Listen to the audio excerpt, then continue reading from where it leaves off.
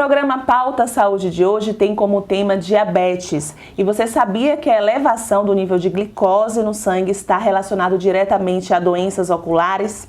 Pois é. Para falar sobre esse assunto, a gente conversa agora com o médico oftalmologista, Dr. Hamilton Sampaio. Doutor, obrigada por ter aceitado o nosso convite. E para começar, eu quero que o senhor fale sobre a campanha Novembro Azul, né, que a gente geralmente atribui ao câncer de próstata, mas também está relacionada a diabetes, não é, doutor? Olá, Luíse. Olá, pessoal. É uma honra estar aqui no programa Pauta Saúde. Um prazer falar sobre esse tema tão importante.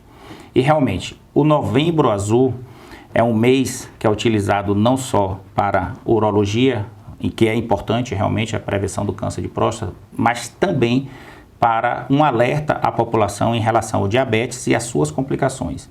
Dia 14 de novembro é o Dia Mundial do Diabetes e nós utilizamos aqui no Brasil e em várias partes do mundo o Novembro Azul como uma campanha de alerta à população sobre a importância dos cuidados e prevenção das doenças, dos problemas que o diabetes pode causar em nosso corpo, no caso da oftalmologia, o olho, pode causar problemas na visão.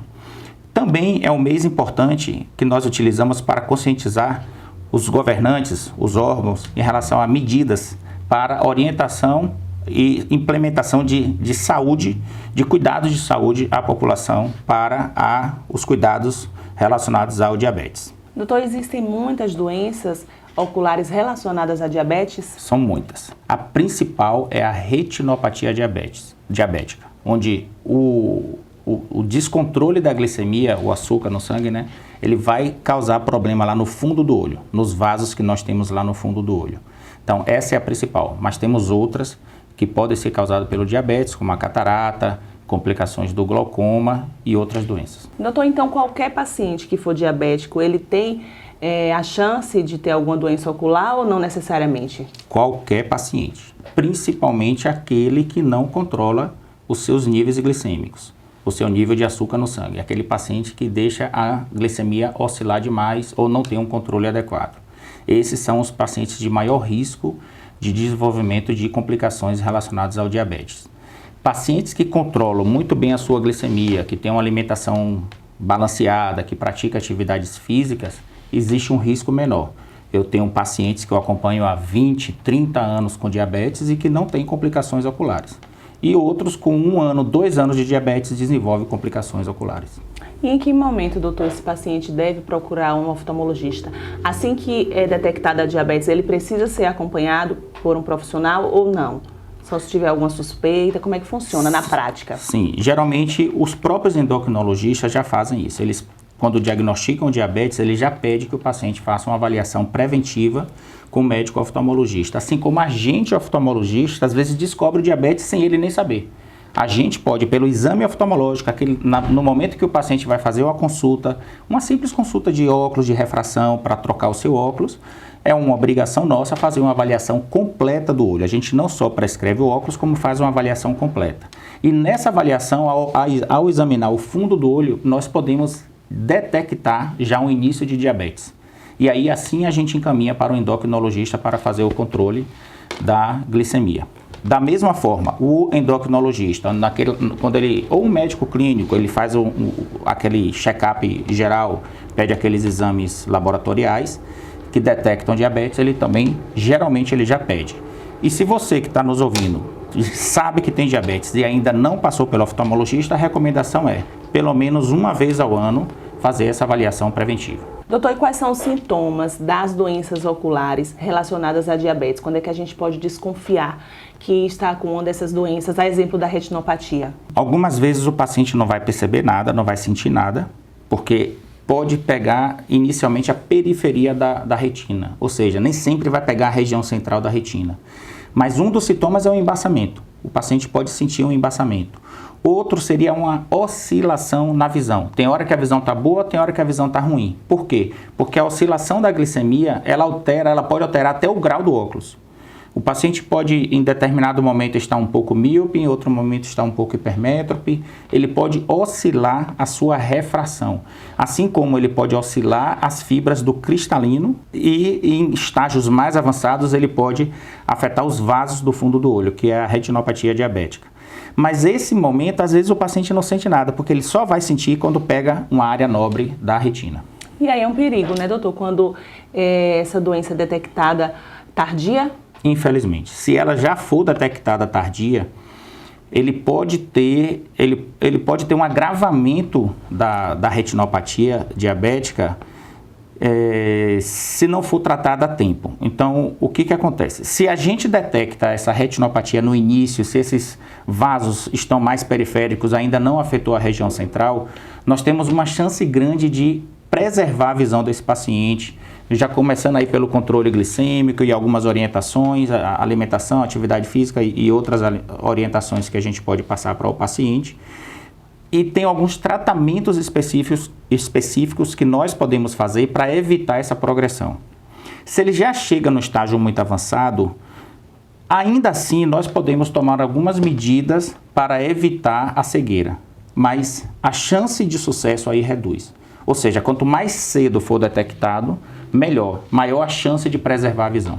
Doutor, esse paciente com problemas oculares por conta da diabetes, ele pode ser jovem, pode ser adulto, idoso, ou tem algum público que apresenta mais casos? É mais frequente no idoso, mas pode afetar qualquer idade. Se ele começa mais jovem, é pior. Um paciente jovem que já começa a ter uma retinopatia diabética, por exemplo, um paciente com 2, 3 anos de diabetes, jovem, que já tem a retinopatia diabética, o risco de desenvolver cegueira é muito maior. E esse paciente é o que tem que ter o maior cuidado em relação ao controle glicêmico e em relação às orientações do médico oftalmologista para preservar a sua visão.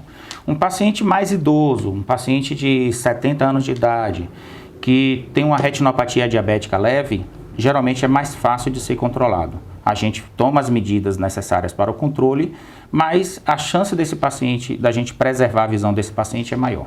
Doutor, há mudanças no estilo de vida ou na dieta que podem beneficiar a saúde ocular de pacientes diabéticos? Sim, sim. Além da prática de atividades físicas, que é muito importante para todo paciente diabético, mas se ele já tem o acometimento da retina, que é interessante, que o olho é um dos, diria assim, é um órgão que a gente consegue ver os vasos.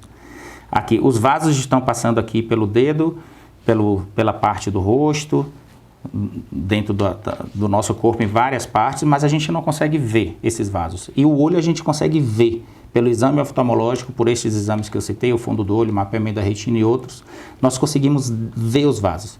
E com isso, quando detectamos que já existe alguma alteração vascular, significa que esse paciente tem que ter um maior cuidado. Então, não só o médico oftalmologista, como o médico endocrinologista, o clínico, ele deve orientar uma série de medidas para estes pacientes.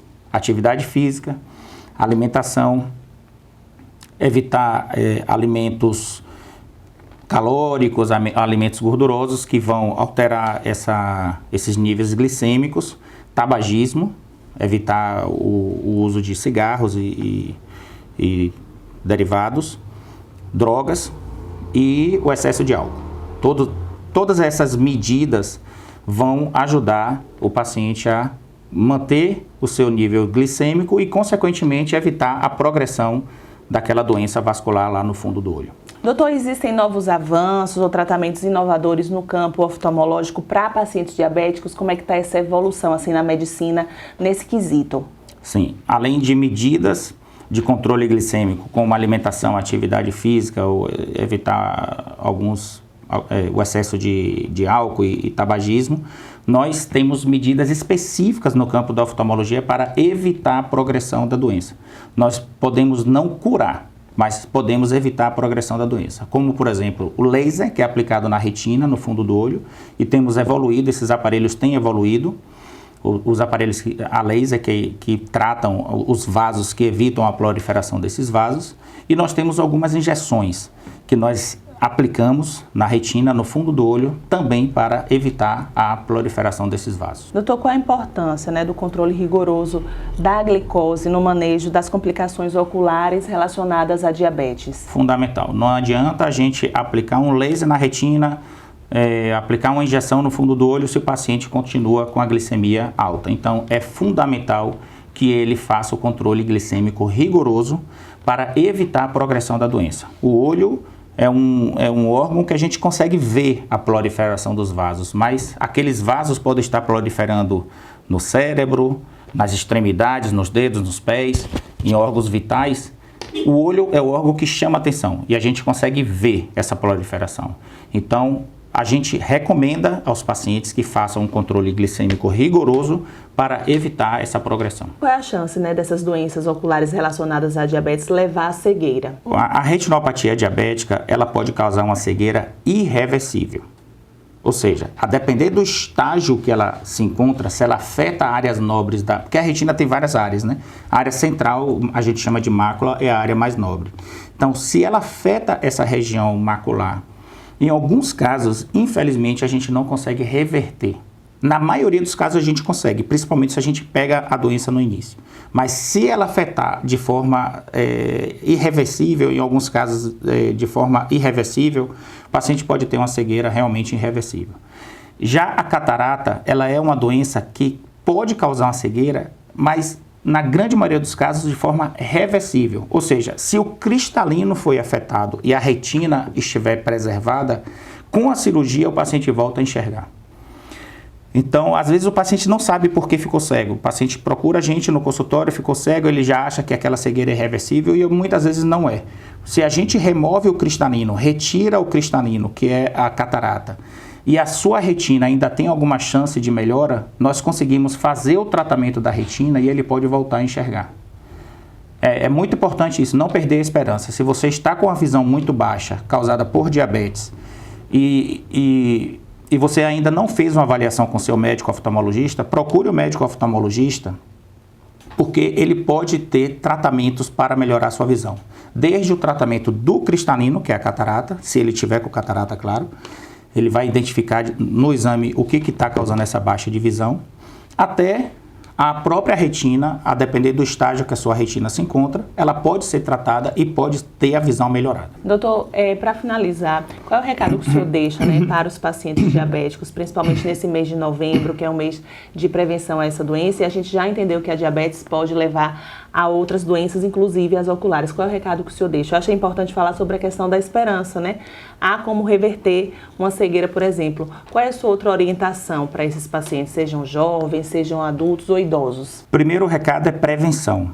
Cuidar da sua saúde ocular, cuidar da sua alimentação, atividade física, visita regular ao médico oftalmologista e saber que, mesmo que você esteja com a retinopatia diabética, você não pode perder a esperança.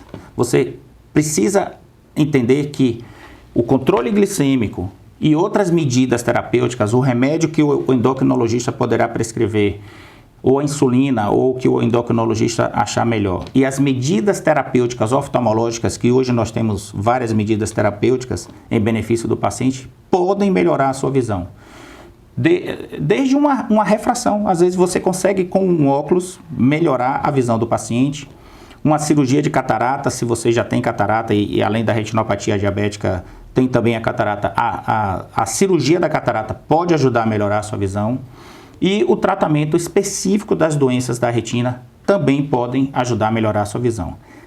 Mas o mais importante é a prevenção e a avaliação oftalmológica pelo menos uma vez ao ano com o seu médico oftalmologista. Doutor, quem quiser conhecer um pouco mais do seu trabalho ou até se tornar um paciente seu, como é que faz para ter acesso? O senhor tem alguma rede social que possa divulgar? Sim, Hamilton Sampaio. No Instagram é DR, de doutor, DR Hamilton Sampaio.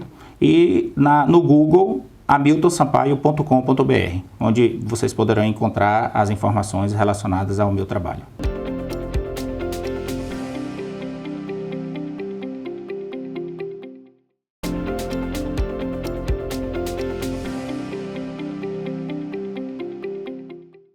O programa Pauta Saúde está de volta e eu converso agora com Andréia Silva, ela que é enfermeira e coordenadora do CAD, que é um centro de referência no atendimento ao paciente diabético e hipertenso aqui de Feira de Santana. Andréia, obrigada por ter aceitado o nosso convite, temos muitas dúvidas aqui e para começar eu quero que você explique o que é o CAD. Muito obrigada pelo convite, para nós é uma honra estar aqui com vocês para falar sobre o paciente diabético.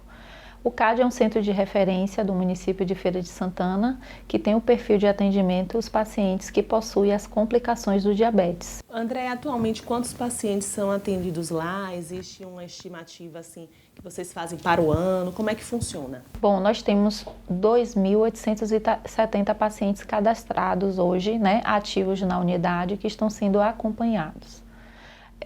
A admissão desses pacientes, eles não têm uma quantidade restrita.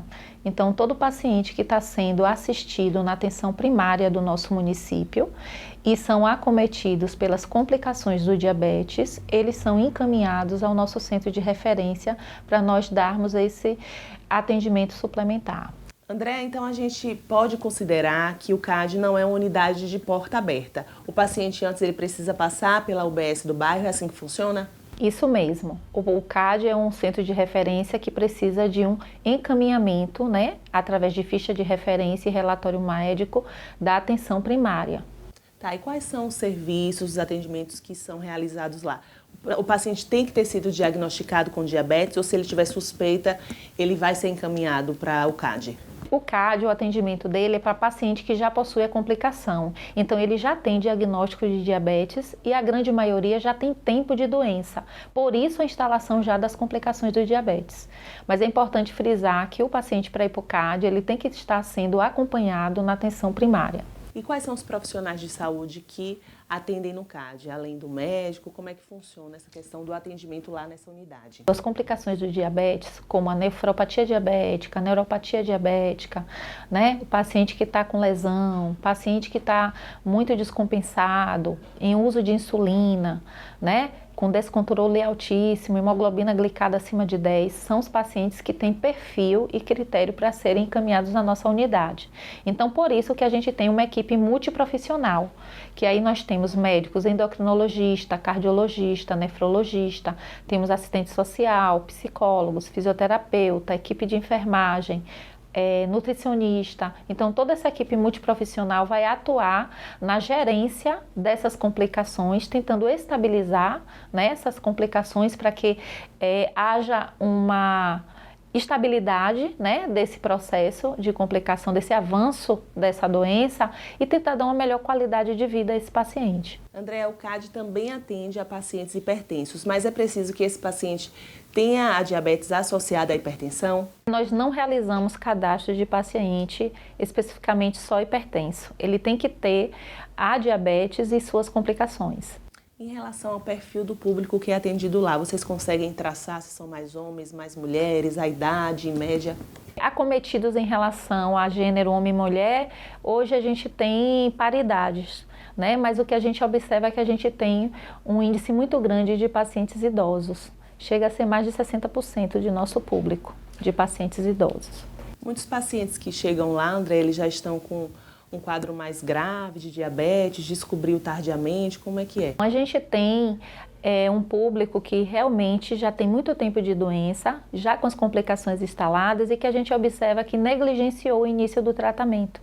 Não deu a atenção necessária, não fez os ajustes necessários, né, de reeducação alimentar, de inserção na atividade física e por isso esse tempo que ficou de descontrole do diabetes fez com que essas complicações fossem desenvolvidas.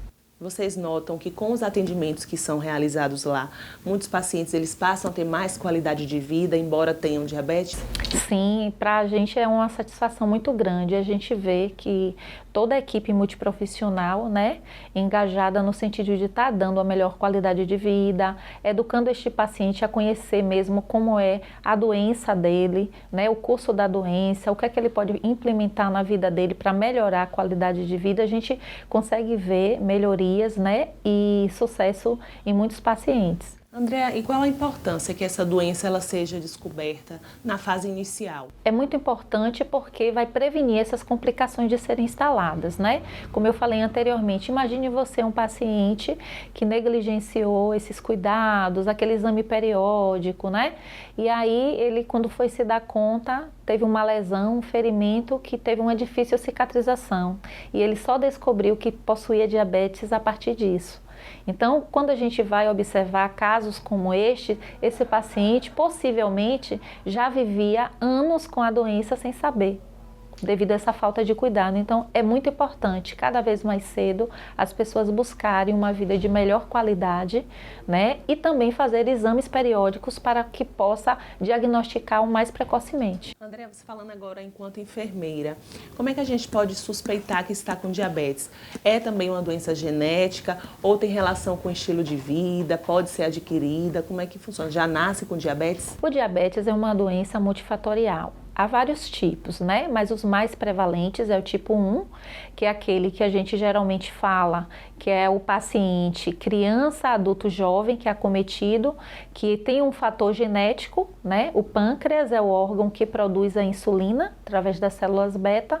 Então, o que é que ocorre? Nesse indivíduo que tem essa dificuldade dessa produção, que antigamente se chamava insulino dependente, ele vai precisar da insulina para poder fazer essa correção, é chamada tipo 1. Já no indivíduo tipo 2, é aquele em que, com o passar do tempo de uma vida negligenciada em relação à alimentação, sedentarismo, né, alimentos ultraprocessados, né, aí esse indivíduo é cometido pela dislipidemia, pela síndrome metabólica, essa insulina que seu corpo produzia, ela começa a ser ineficiente. Então, a gente denomina tipo 2, é aquele que começa a tomar os comprimidos, os anti-hipoglicemiantes, que com o passar do tempo, muitos deles até acabam usando insulina. Então, por conta disso, esses pacientes precisam realmente desse cuidado. André, a gente ouve muito falar sobre pacientes pré-diabéticos. Esse termo realmente existe? Seria a diabetes na fase inicial, que ainda dá para ser controlada? Explica pra gente o que é. Bom, esse termo é utilizado sim, na verdade é aquele paciente que ele teve uma alteração da glicemia, mas que ainda não chegou no valor de diagnóstico de diabetes. Por exemplo, o valor diagnóstico de diabetes são 2 glicemias jejuns com glicemia igual ou acima 126 miligramas por decilitro, tá? No paciente pré-diabético, ele vai ter um aumento dessa glicemia acima de 99, mas que também não chegou até 126. Mas ele pode afastar esse risco de desenvolver o diabetes se ele tiver de imediato uma mudança na alimentação, uma inserção na atividade física regular, né? E a mudança de hábito, uma perda de peso, né? Ele consegue sair dessa zona de risco. Mas a literatura nos traz que 50% das pessoas que teve o diagnóstico de pré-diabetes, ele vai acabar se tornando diabético, por conta de que essa mudança de vida, desse estilo de vida, ele acaba fazendo temporariamente. Ele recebeu hoje o diagnóstico, recebe a recomendação médica e começa a fazer. Sim. Com o passar do tempo, ele acaba relaxando e aí esse fator de risco, que era um pré-diabetes, acaba se concretizando. Ele consegue descobrir, por exemplo, que venceu, que não é mais diabético através de exames. Isso, os exames laboratoriais, eles são exames que vão nos direcionar ao diagnóstico. Se o paciente não mudar o estilo de vida, ele pode voltar a ser pré-diabético ou até se tornar diabético. É isso, então, né? E é o que acontece com frequência. Isso, é o que a gente vê na realidade, né?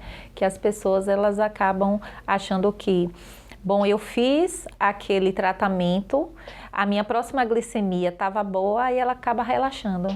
É isso, é porque a gente ouve muito falar sobre a questão da alimentação, né? Então, está relacionada ao fato da obesidade e do consumo errado ou exagerado de alguns alimentos que não são legais para a saúde, não é isso? Com certeza. O fator hereditariedade também é um fator preponderante, ou seja, se eu tenho na minha família, né, de primeiro grau, pessoas que desenvolveram diabetes, eu tenho esse fator de risco para desenvolver, mas eu sempre converso com os pacientes, olha, você tem 25 a 30%, né, de fator de risco, mas você tem 70% que você pode, né, correr atrás e conseguir afastar esse risco do desenvolvimento do diabetes. E quais são os principais riscos do diabetes? É uma doença que pode matar? Sim, é uma doença, além de matar, ela também pode, ela consegue prejudicar a qualidade de vida, né, do indivíduo e também ela pode mutilar, né? Como eu trato de pacientes que já possuem complicação do diabetes, então a gente convive com pacientes que perderam a visão devido ao diabetes, pacientes que tiveram que ser encaminhados em hemodiálise devido à complicação do diabetes, pacientes que infartaram devido ao diabetes, pacientes que tiveram, né, acidentes, né, vascular cerebral devido ao diabetes, que é um complicador, né, para essas doenças. Então, assim, É importante a população ter essa preocupação em sua alimentação, em ter uma atividade física regular, em fazer escolhas melhores na sua vida, porque realmente é uma doença que eu digo muitas vezes assim, que ela chega a ser traiçoeira, porque no início ela é silenciosa, a pessoa não percebe, por mais que a gente faça um exame ali capilar e diga, ó, seu açúcar está de 500, e ele fala, mas eu não estou sentindo nada. Ele não está sentindo nada visivelmente naquele momento, mas microvascularmente dizendo, ele está tendo, né, lesões em todos esses órgãos que com o passar do tempo vão ser acometidos. Então, é realmente uma doença que a gente precisa cuidar, a gente precisa levar em consideração. Quantos pacientes a gente tem na nossa unidade amputados, né? São pacientes que acabam saindo da atividade laboral devido à amputação, né? Isso traz um estigma muito grande. Outros pacientes que nós temos que têm lesões de anos, que convivem com lesões que não cicatrizam. Então, é difícil a convivência desse paciente no meio da sociedade e também no seu meio familiar. Andréa, como é que você enxerga a importância de Feira de Santana ter um centro de referência que atende a população gratuitamente? Tenho uma alegria, uma satisfação muito grande em trabalhar nesse centro e saber que o nosso município foi tão sensível às necessidades dos pacientes diabéticos, que precisam realmente de uma equipe multiprofissional voltada, né, para assistir ele em toda essa complexidade que é o paciente portador de diabetes e de complicações. Esse mês, André, a gente comemora, né, o Dia Mundial do Diabetes. E em junho também tem uma data importante. Na verdade, esse tema ele deveria ser debatido durante todo o ano, mas nessa época a gente tem um reforço especial, né? Essa data é muito importante, a gente está sensibilizando toda a população, porque hoje, né, o nosso país é o 5º em prevalência do diabetes.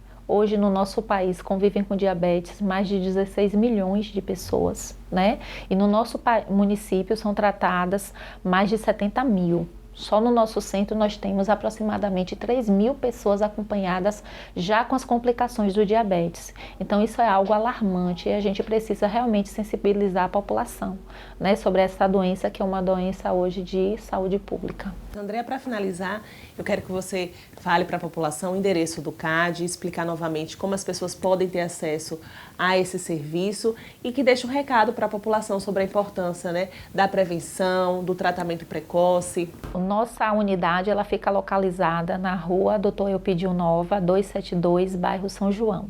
O nosso atendimento é realizado através do encaminhamento via ficha de referência e relatório médico, através dos pacientes que são acompanhados na atenção primária, tanto nas UBS, Unidades Básicas de Saúde, quanto nas unidades de saúde da família, tá?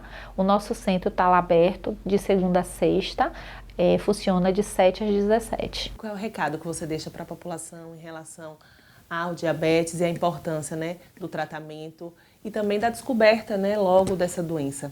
É importante a gente ter esse cuidado de fazer aquele check-up anual, né, para a gente estar observando, né, como é que está a nossa glicemia, isso é muito importante.